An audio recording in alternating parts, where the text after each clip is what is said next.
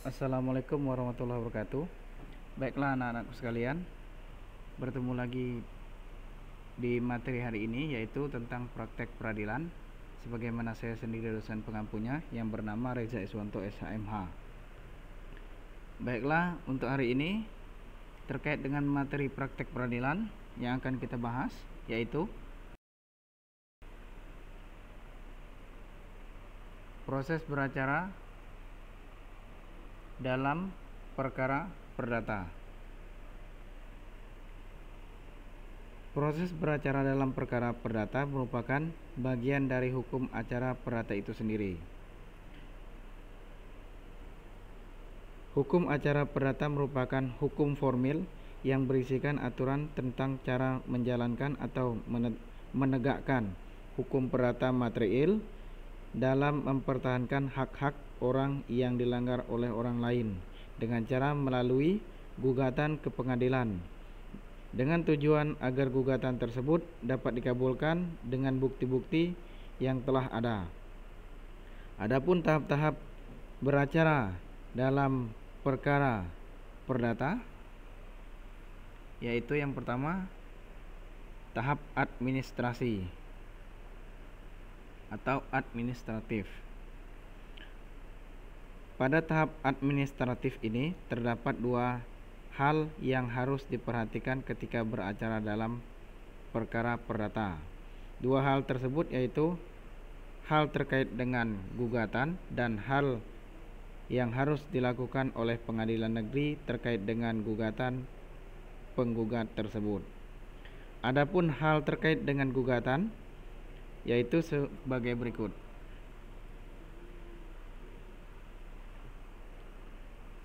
Mendaftarkan gugatan kepada panitera pengadilan negeri sesuai dengan tempat kediaman tergugat.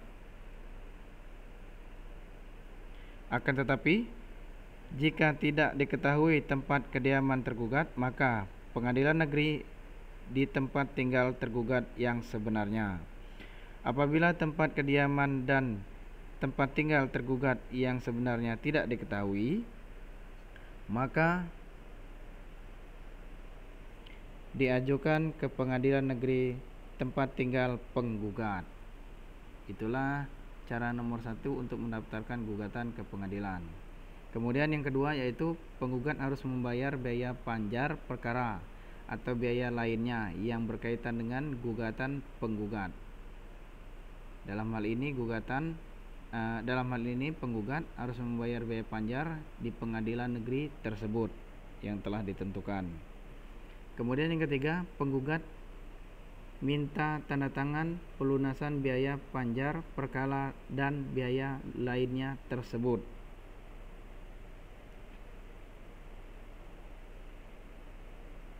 Setelah mendaftar gugatan dan meminta kembali surat gugatan yang asli serta salinan. Apabila surat gugatan dan salinan tersebut telah didaftarkan dan diberikan nomor perkaranya.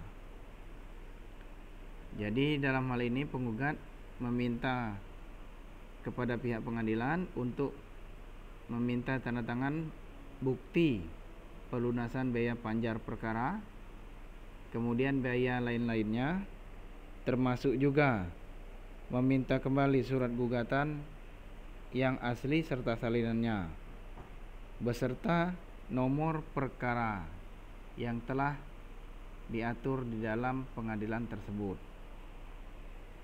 Itulah tadi terkait dengan tahap administratif. Tahap yang kedua yaitu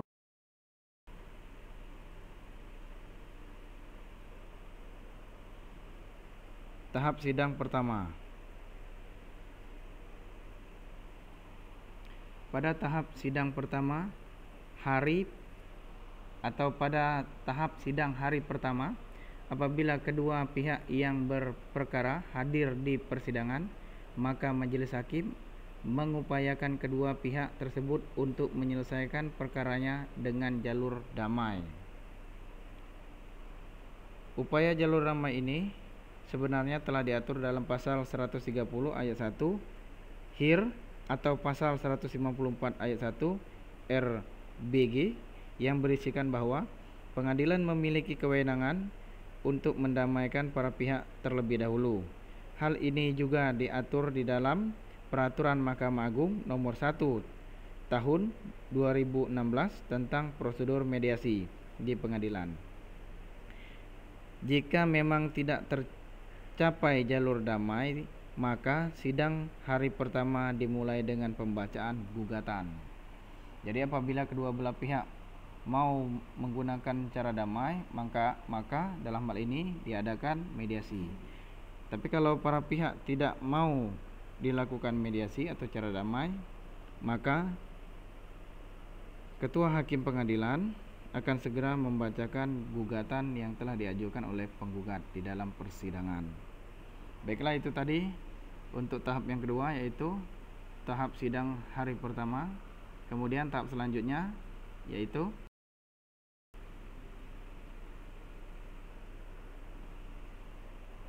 tahap jawab menjawab atau tahap jawab jawaban.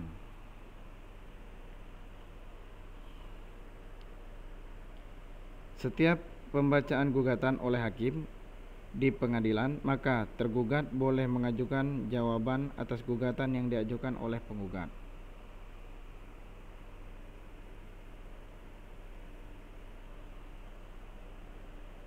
Jawaban tersebut dapat diajukan dengan 3 cara, yaitu eksepsi, kemudian konvensi, dan rekonvensi. Baiklah, saya akan menjelaskan di sini satu persatu terkait dengan 3 cara tersebut.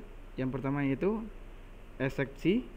Eksepsi merupakan pembelaan tergugat terhadap isi material gugatan yang diajukan oleh penggugat, sehingga dengan adanya pembelaan ini hakim mengetahui gugatan tersebut mengandung unsur cacat atau pelanggaran formil atau tidak.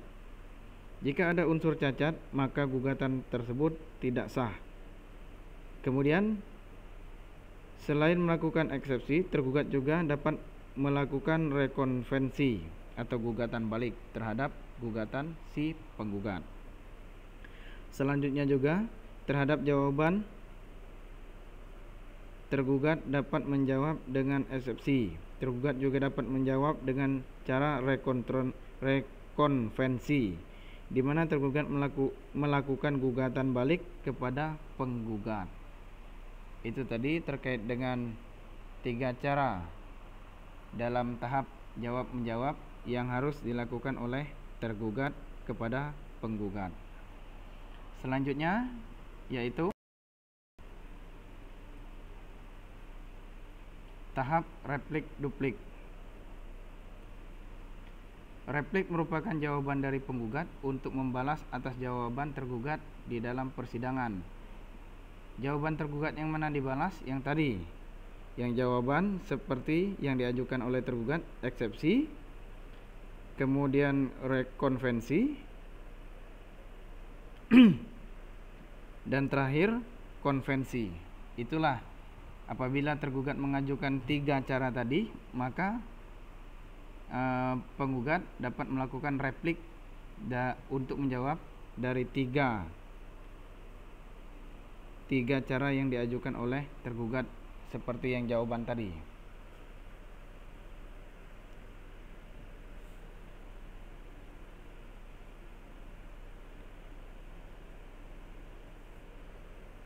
Kemudian dalam penyerahan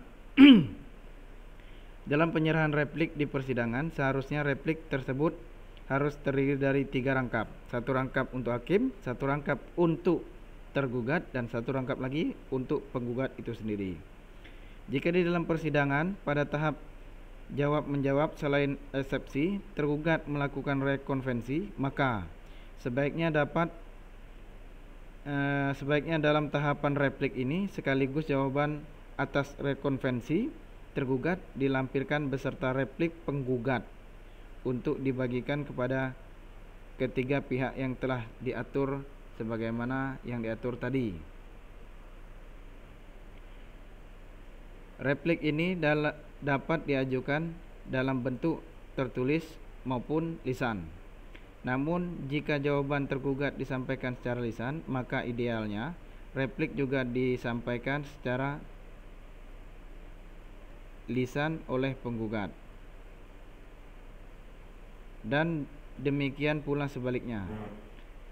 Kemudian apabila telah ada replik dari penggugat, maka tergugat berhak untuk mengajukan replik tersebut dalam bentuk duplik. Jadi dalam hal ini, selain replik jawaban terhadap jawaban tergugat yang diajukan dengan 3 cara tadi, kemudian tergugat juga replik itu jawaban penggugat terhadap tergugat dengan 3 cara tadi, yaitu cara eksepsi, konvensi, dan rekonvensi. Kemudian setelah adanya replik dari penggugat, maka tergugat dapat mengajukan lagi jawaban lagi dengan cara atau dalam bentuk duplik. Selanjutnya, replik duplik dalam hal ini disampaikan beberapa kali oleh para pihak atau yang disebut dengan re-replik dan atau reduplik selama pemeriksaan perkara berlangsung hingga hakim menganggap cukup dan sidang memasuki tahap berikutnya. Itulah tadi terkait dengan tahap replik dan duplik. Replik itu jawaban dari penggugat terhadap jawaban eksepsi atau konvensi atau rekonvensi dari tergugat, sedangkan duplik adalah jawaban dari tergugat terhadap jawaban replik yang diajukan oleh penggugat. Baiklah, itu tadi terkait dengan tahap replik dan duplik. Selanjutnya yaitu tahap pembuktian. Pembuktian menurut istilah bahasa Arab berasal dari al-bayyinah, yang artinya sesuatu yang menjelaskan. Sedangkan secara terminologis, pembuktian berarti memberi keterangan dengan dalil yang meyakinkan. Untuk itu, terkait dengan pembuktian ini telah diatur dalam pasal 163 HIR dan pasal 1865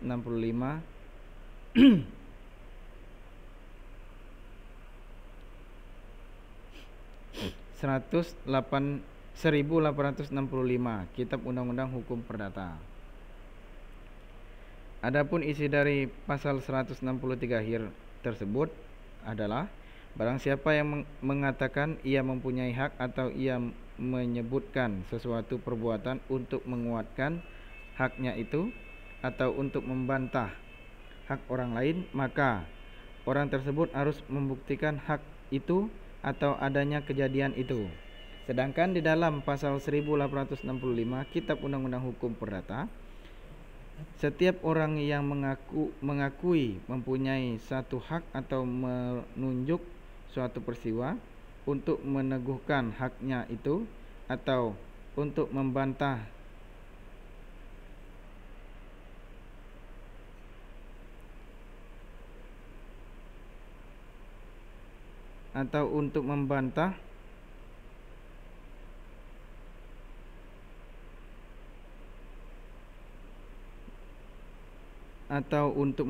suatu hak oleh orang lain, wajib membuktikan adanya hak itu atau kejadian tersebut atau kejadian yang dikemukakan itu. Adapun terkait dengan alat bukti di dalam persidangan dalam perkara perdata ini, yaitu yang pertama bukti tertulis, yang kedua bukti saksi, yang ketiga persangkaan, yang keempat pengakuan, yang kelima sumpah.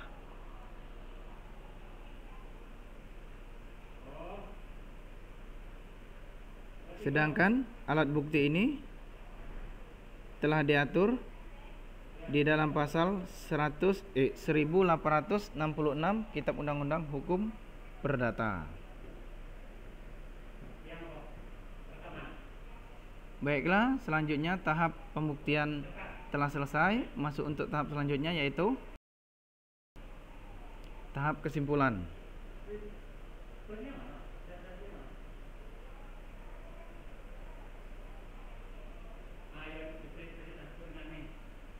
Setelah melewati tahap pembuktian di persidangan, maka masuk tahap selanjutnya, yaitu tahap kesimpulan. Di tahap kesimpulan ini memuat tentang fakta kejadian hukum yang mengandung dan membantah dalil-dalil para pihak yang diperkuat dengan adanya alat bukti yang diajukan dalam proses persidangan. Pada prinsipnya, kesimpulan tidak bersifat wajib. Hal ini dikatakan demikian karena kesimpulan bukanlah suatu keharusan dalam beracara, melainkan sudah menjadi kebiasaan dalam praktek peradilan. Itu tadi terkait dengan tahap kesimpulan, yaitu yang selanjutnya yaitu tahap putusan akhir atau putusan hakim.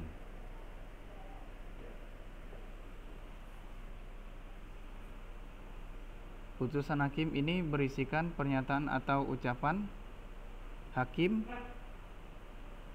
yang mana hakim tersebut memiliki kewenangan dalam hal mengadili dan memutuskan suatu perkara di persidangan.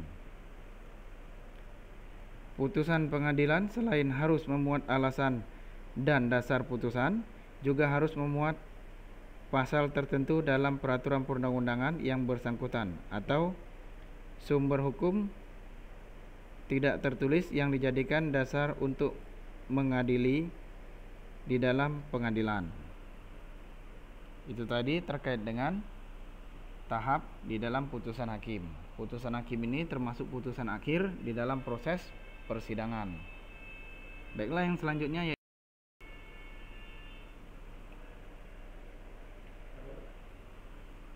setelah adanya putusan hakim, maka masuk ke tahap pelaksanaan putusan. Di tahap pelaksanaan putusan ini, setelah adanya putusan hakim yang bersifat mengikat dan tetap, maka tahap selanjutnya dilakukan pelaksanaan putusan hakim tersebut atau biasa yang kita kenal dengan sebutan eksekusi. Namun tidak semua putusan hakim dapat dilakukan eksekusi.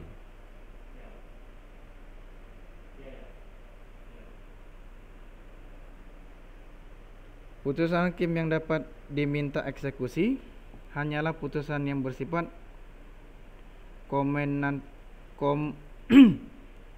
komennasion, sebab putusan ini adalah putusan yang amar atau diktumnya mengandung unsur penghukuman. Itu tadi terkait dengan pelaksanaan putusan pengadilan. Jadi tidak semua putusan pengadilan itu dapat dilakukan eksekusi sesuai dengan isi dari putusan hakim tersebut. Yang selanjutnya yaitu upaya hukum. Setelah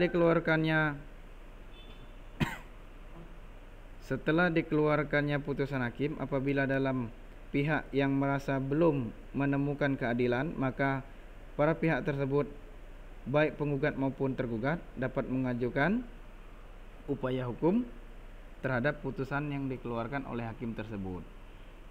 Dalam hukum acara perdata, semua pihak yang berperkara di pengadilan, baik itu pihak penggugat maupun tergugat, yang akan mengajukan perlawanan terhadap putusan hakim tersebut diberikan waktu selama 14 hari terhitung sejak dikeluarkannya putusan hakim tersebut.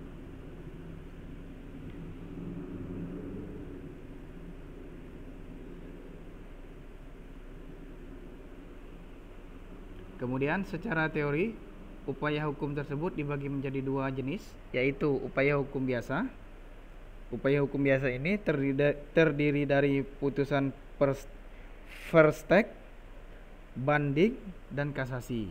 Sedangkan upaya hukum luar biasa ini berupa